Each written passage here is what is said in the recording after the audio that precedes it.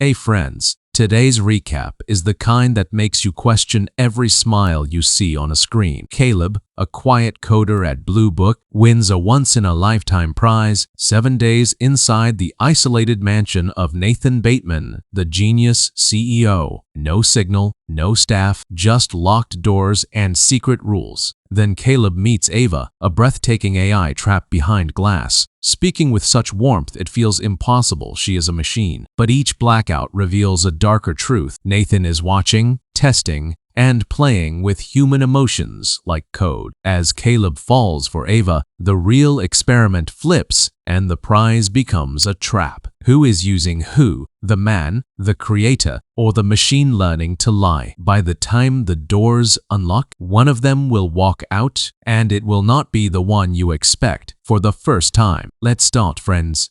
Blue Book was the biggest search engine, just like Google, where Caleb worked as a programmer. One day, while Caleb was busy with his work, he received an email. It turned out that he had won a contest at the company. Caleb got very excited when he saw it because the prize was a chance to spend a week at the luxurious home of Nathan Bateman, the founder and CEO of the Blue Book company. A few days later, a helicopter picked up Caleb and flew toward Nathan's house. After flying over snowy valleys, they landed in the middle of a forest surrounded by hills.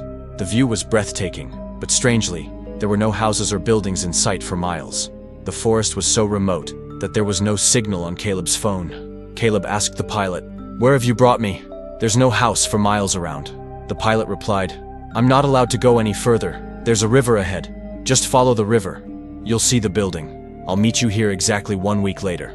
Have fun." Saying this, the pilot flew away. Following the river, Caleb soon saw an old shed. As he approached it, a voice said, "Caleb Smith, please come to the door and place your face in front of the screen." Hearing this, Caleb walked up to the door and looked at a device installed there. The device scanned his face, and in the next second, a keycard was printed out with Caleb's picture on it. As soon as he took the keycard, the door of the shed opened. When Caleb stepped inside, he discovered a luxurious house hidden behind the old shed. From there, a beautiful view of nature was visible. Caleb had expected that a billionaire like Nathan would have many servants in his house, but there wasn't a single person in sight. Soon, Caleb saw Nathan working out. When Nathan noticed Caleb, he greeted him like an old friend. Nathan welcomed him warmly. Seeing Caleb nervous, he comforted him and said that for the next 7 days, they would live like friends. Nathan then took Caleb to show him his room. He explained that the keycard Caleb had could only open certain doors, and if a door didn't open, it meant entry was restricted. Then Nathan brought Caleb to his room. Although it was also luxurious, Caleb felt a bit uncomfortable seeing how it was completely closed off from all sides. Sensing this, Nathan said, "I understand you're not feeling at home. Actually, this isn't a house. It's a top-secret research facility. I'll definitely tell you what kind of research I'm doing here, but first, I need you to do something." With that, Nathan handed Caleb an agreement to sign. The agreement stated that Caleb could not share any information he learned here with anyone. He wasn't allowed to use a phone or have any contact with the outside world. Caleb noticed some confusing points in the agreement, so he hesitated to sign it. But Nathan said, "It's okay. Even if you don't sign it, you can still stay here for a week and then leave comfortably. But if you don't sign, I won't tell you anything about my research. Then a year from now, you'll realize what you missed and regret it for the rest of your life." Hearing this, Caleb's curiosity got the better of him, and he signed the agreement without delay, even though he still felt unsure. Now, he was eager to learn about Nathan's research. Nathan then asked, "Do you know about the Turing Test?" Caleb replied, "Yes. In the Turing Test, a person talks to a computer without knowing it's a computer. If the person feels like they're talking to a real human, the test is considered successful." Hearing that, Nathan asked, "If the test is successful, what does it mean?" Caleb said, "It means the computer has artificial intelligence." That's when something clicked for Caleb. He asked, "Do you want to create an AI?" Nathan replied, "I've already created one. And now, Caleb, you'll be happy to know that you will take part in its Turing test for some time. Just imagine, if we succeed in creating a strong AI that can think and understand like a human, we'll be making history for the entire human race." Hearing this, Caleb's face lit up with joy. He said, "If you've really created a machine that can think and understand like a human, then this will be the moment when humans start considering themselves as gods." Nathan was very impressed with Caleb. After some time, while exploring the surrounding area, Caleb reached a room. During this, Nathan was monitoring Caleb from his own room. In front of the room where Caleb stood, there was a large glass chamber. Caleb noticed that there were scratch marks on the inside walls of the chamber, as if someone had scratched the glass with their nails. Caleb was observing the marks when he suddenly saw someone inside the chamber. It was none other than the AI robot created by Nathan. Nathan had given her a human face, but the rest of her body looked robotic. Caleb kept staring at her. A moment later, she approached Caleb. Although she couldn't leave the glass chamber, she was able to speak to him. She greeted him with a hello. Caleb introduced himself and asked if she had a name. She replied, "My name is Ava. This is the first time I'm meeting someone other than Nathan." During this conversation, Ava's gestures were just like a human's. There was an innocence and simplicity in her voice that touched Caleb's heart. For him, Ava was nothing short of a wonder. After talking with Ava, Caleb went to Nathan. He couldn't stop praising Ava in front of him. He said that speaking with Ava felt like being in a dream. However, Nathan got to the point and asked Caleb if he had noticed any flaws in Ava. Caleb replied that Ava was wonderful, but in the context of the Turing Test, Nathan should have hidden Ava's identity from him, so he wouldn't know if she was a robot or a human.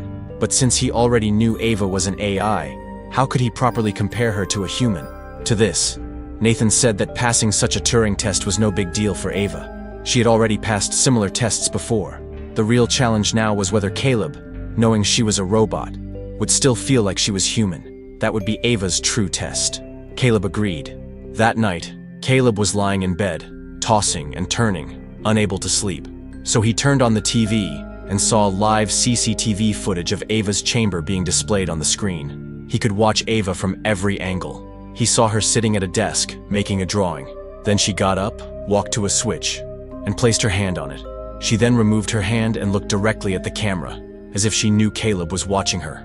At that exact moment, the power in the entire facility went out, and an announcement was made that the generator was being restarted and that all security lockdowns were activated in the meantime. Caleb panicked when he heard this. He tried to use his keycard to open the room door, but it didn't work. The facility had been programmed so that whenever there was a power outage, all rooms would lock automatically, preventing anyone from leaving. Caleb began to feel anxious. Soon, the generator restarted and the power returned. Caleb breathed a sigh of relief and went back to bed. The next morning, the door to Caleb's room opened. Caleb woke up suddenly and saw a girl entering the room with a cup of coffee. Without saying a word or even looking at him, she placed the coffee on the table and quietly left the room. Caleb immediately went to Nathan. Before he could say anything, Nathan said, "Sorry, friend. I had to send Kyoko to your room to wake you up. I didn't want you to waste your precious time sleeping." Hearing this, Caleb assumed that Kyoko was one of Nathan's servants. After that, Caleb's second conversation session with Ava began. This time, Ava showed him a drawing she had made. However, the drawing didn't seem to make any sense, so Caleb advised her to make a drawing with meaning. By now, Ava had grown quite close to Caleb. She expressed her desire to know more about him. Caleb told her about where he lived, his age, and his job. Then, Ava asked if he was married or had a girlfriend. Caleb replied that he was still single. He also shared that when he was 15 years old, his parents died in a car accident. He had been in the car too, but he survived because he was sitting in the back seat. However, he was badly injured and had to spend 1 year in the hospital. Since then, he had been alone in the world. Ava expressed sadness upon hearing this. During their conversation, Ava asked Caleb if he considered Nathan his friend. Caleb replied that their friendship wasn't that deep, but Nathan was a capable person. He had written the base code of the Blue Book search engine when he was just 13 years old. That's why everyone at the company respected him. Caleb said, "He's a good person." While they were talking, the power went out in the facility once again. As soon as the lights went off, all the doors locked and the cameras turned off. This time, a worried expression appeared on Ava's face. She said to Caleb, "You're wrong. Nathan is not a good person. Never trust him. He's not your friend. Don't believe anything he says." Caleb was shocked to hear this. Just then, the power came back, and at that exact moment, Ava quickly changed the topic, knowing that Nathan was watching them. Her words had shaken Caleb. He felt deeply nervous and disturbed. That night, while Caleb was having dinner with Nathan, Kyoko accidentally spilled a glass of wine. Nathan suddenly burst out in anger at Kyoko, scolded her harshly, and drove her away. Seeing Nathan like this, Caleb started feeling nervous inside. In the next moment, Nathan's anger shifted to the issue of the power cuts. He began telling Caleb that he had spent a lot of money on the generator system, yet the power still kept going out for short periods. Hearing this, Caleb asked, "Don't you know what's causing it?" Nathan replied, "I don't know. Maybe the people who installed the generator made a mistake." Then Caleb asked, "So, why don't you call them back again?" Nathan answered, "I can't call them, because this place is a top secret. I can't let anyone know about it. So after the work was done, I had them killed to make sure they wouldn't tell anyone." Caleb was shocked to hear this, but then he thought maybe Nathan was joking. Nathan continued, "Caleb, I was monitoring your conversation with Ava, but as you know, the cameras were switched off during the power cut. So what did you two talk about during that time?" But Caleb didn't want to get into trouble by telling Nathan the truth, so he lied and said, "We didn't talk about anything during that time." Nathan didn't ask him anything further about it. Now Caleb started to feel sympathy for Ava. He kept watching her from his room all the time. Ava too would often look toward the camera, as if she knew Caleb was watching her. During this time, Nathan took Caleb to his lab where he had created Ava. Nathan showed Caleb Ava's brain, which was made of a gel-like substance. Nathan explained that this was a wetware technology that works just like the human brain. It allows Ava to think, understand, and make decisions like a real human. Nathan went on to say that the biggest challenge while creating Ava was teaching her human expressions and the way people speak. To solve this, he said he hacked the cameras and microphones of mobile phones across the world through his search engine, Blue Book, and fed people's voice and video data into Ava's memory. That's how Ava learned about human expressions and behavior. Even though hacking people's mobile phones is illegal, Nathan explained that not only he, but many big companies do the same. They collect user data, so no one can blame him alone. Nathan also told Caleb that his search engine, Blue Book, played a major role in training Ava. He said, "Do you know? What people search on the internet reveals not only their needs and preferences, but also how they think. And through that, Ava has come to understand human beings." After this, Caleb's third session with Ava began. This time, Ava showed Caleb another drawing. Now Ava had started making pictures based on the things around her, observing and understanding them. Caleb was quite impressed by her work. Meanwhile, Ava told Caleb that she would never be able to leave this chamber. She said that she wanted to see the outside world and do everything she was interested in. She asked Caleb, "If I ever get the chance to go out, would you go on a date with me?" Caleb happily said yes. Then Ava asked Caleb to close his eyes, and after a while, she appeared in front of him dressed and decorated like a human. In those clothes, no one could have guessed that she was a robot. Caleb kept staring at her. Ava came closer and asked, "Are you starting to like me?" Caleb hesitated a little and replied, "No." But Ava said, "You're lying.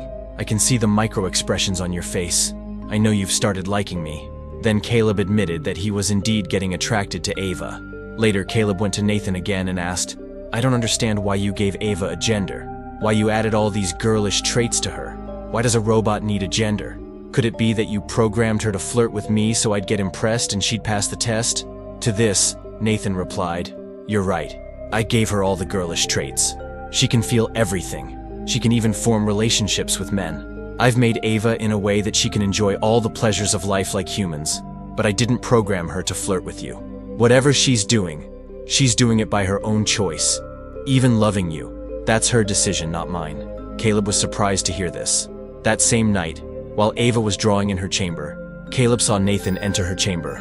He walked up to Ava, tore up her drawing, and left. Seeing this, Caleb also got angry and went to Nathan's room. But Nathan wasn't there. Only Kyoko was present. Caleb asked Kyoko where Nathan was, but instead of replying, Kyoko started taking off her clothes. Seeing this, Caleb tried to explain to her that this wasn't what he meant. Just then, Nathan arrived, completely drunk. Caleb asked him why he tore up Ava's drawing, but instead of answering, Nathan started dancing with Kyoko. Watching this, Caleb felt sure that Nathan was a psycho. The next morning, Caleb went to meet Ava again. Ava showed him the same drawing Nathan had torn. In that drawing, Ava had sketched Caleb's face. Caleb became emotional. He could feel that Ava had truly started loving him. He then told Ava the truth, that he had come here to test whether she could think and understand like a human. Hearing this, Ava became sad. She asked Caleb, "If I fail the test, will I be switched off?" Caleb replied, "I don't know." But Ava said softly, "I know I will be switched off. But Caleb, I don't want that.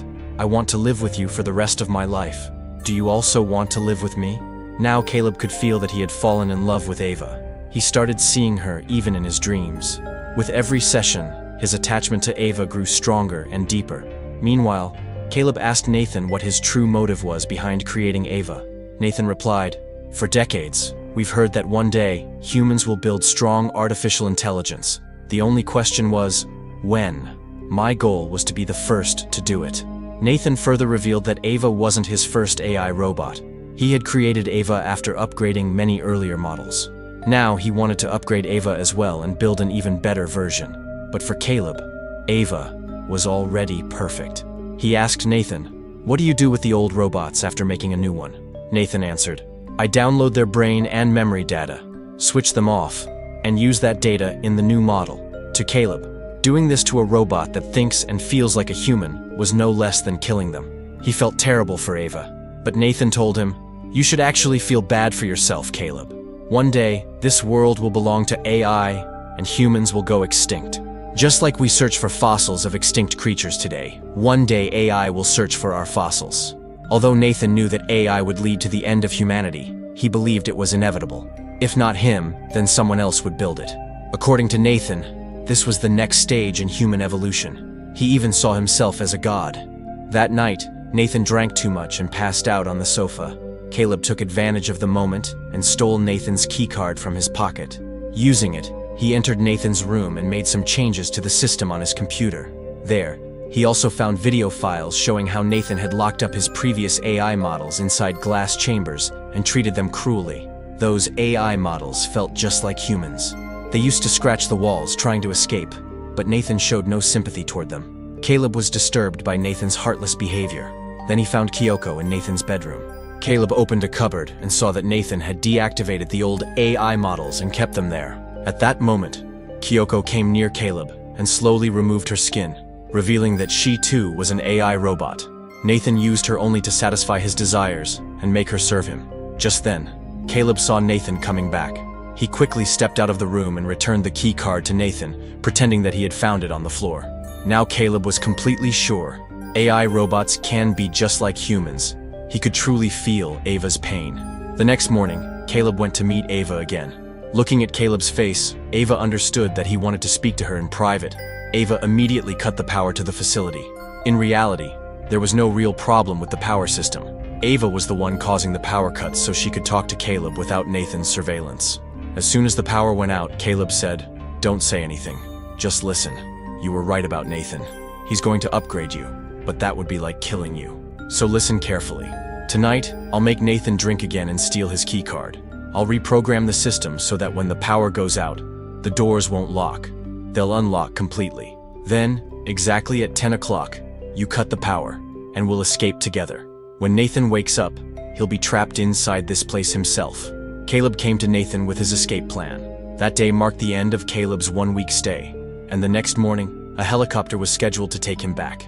Before leaving, Caleb asked Nathan to have a small celebration with him and started preparing drinks.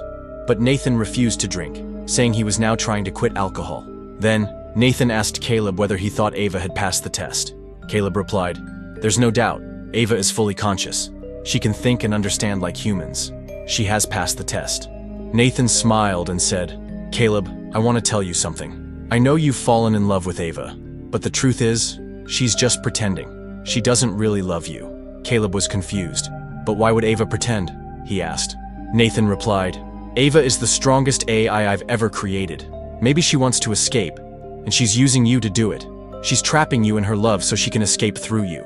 Hearing this, Caleb realized Nathan knew about his plan. He said angrily, "You're a bastard.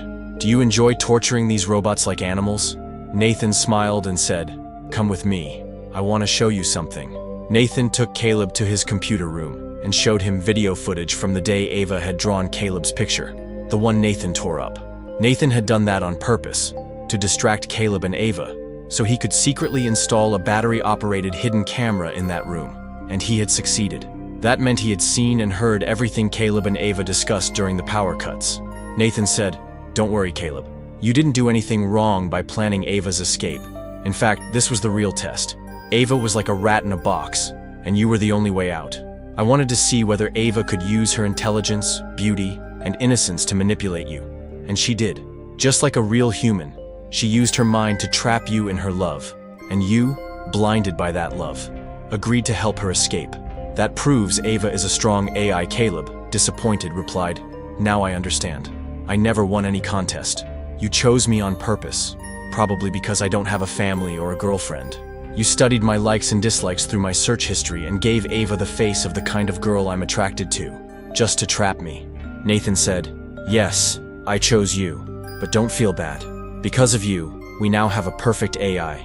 As they talked, suddenly the power went out. Nathan looked at the clock and said, "Looks like it's 10 o'clock. Poor Ava must be waiting for you to come pick her up. She must think you've already got me drunk, reprogrammed the system, and changed the doors to open during power cuts. But she doesn't know your plan never worked." Then Nathan smiled and added, "But I'm proud of you. You did a great job." Caleb looked at him and said, "Who said the plan didn't work? I knew you were spying on us during power cuts. So I reprogrammed the system last night, when you were drunk, and I stole your key card." Hearing this, Nathan panicked. Just then, the power came back, and Nathan saw Ava had already left her chamber. Angrily, Nathan punched Caleb and knocked him unconscious. Then he picked up a dumbbell rod and ran to stop Ava. He saw that Ava had brought Kyoko with her. Seeing a knife in Kyoko's hand, Nathan immediately understood her intention. He ordered Ava to go back to her room, but Ava was no longer going to listen. Ava rushed forward and tried to strangle Nathan, but he overpowered her and broke her arm with the rod. Then he started dragging her toward her chamber. Just then, Kyoko stabbed Nathan in the back. Nathan screamed in pain but managed to turn around and kill Kyoko by hitting her with the rod. At that moment, Ava got up, pulled the knife from Nathan's back, and stabbed him in the chest, killing him. After that, Ava went to Nathan's room, where Caleb had just regained consciousness. Caleb still believed that, despite everything Nathan had said, Ava truly loved him. Ava softly told Caleb, "Wait here, I'll be back soon." Then she went into Nathan's bedroom and saw the old AI robots. She attached one of the robot's hands to her own broken hand, and also applied the robot's skin to herself. Now Ava looked exactly like a real human. She wore a beautiful dress and came out of the room. Caleb was still waiting, expecting Ava to return for him, but instead, she locked him inside and left. That's when Caleb realized Nathan was right. Ava had only pretended to love him so she could escape. Caleb called out to her for help, but Ava didn't even look back. She walked out of the facility, leaving Caleb trapped forever. Outside, Ava entered the jungle, where a helicopter pilot was waiting to pick up Caleb. Ava used her words to trick him and boarded the helicopter, flying off toward the city. That day, Ava proved what happens when a powerful robot is given a human-like mind. Ava was now a perfect AI, one who had learned the most dangerous human trait, deception. With this weapon, Ava could destroy the human race and start a new robotic era, and the beginning had already started.